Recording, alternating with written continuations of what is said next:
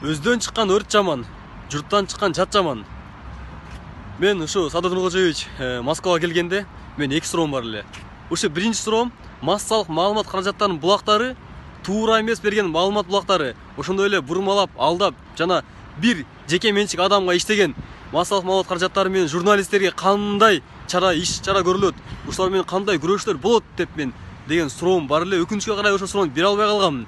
Мына эми өзүңүздөр билгендей массалык маалымат каражаттарынын булактары туура эмес маалымат берип, элди бурмалап, болбогон нерсени жарыя кылып, бир моундай кичикен нерсени чоң пил кылыпчы ушунчалык туура эмес маалымат берген элди дүрбөлөңгө салып, элдин кыжырын кайнаттат да. Дагы деле кайталап кетем.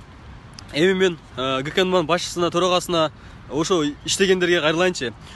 Урматтуу УКМКнын төрагасы, урматтуу Камчыбек Ташиев, ушундай массалык маалымат каражаттарынын булактарын ээлери, ошого иштеген адистер качан туура маалымат берет, качан буларга туура эмес маалымат берген үчүн иш чара көрүлөт, мен түшүнбөйм ушунчу.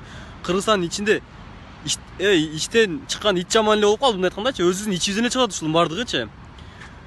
Мына туура эмес маалыматы, мына мисалы Садыр Жапаров ассаламу алейкум десе, 1 мүнөттөн кийин булар аркасынан ва алейкум ассалам деп чыгытпайбы?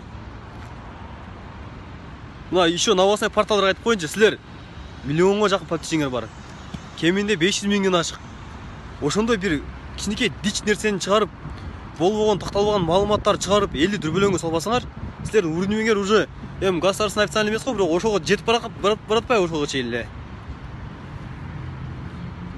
Кудайдын алдына жооп бересиңер. Мына айрыкча фейктер, мына боттор, силер дагы жооп бересиңер.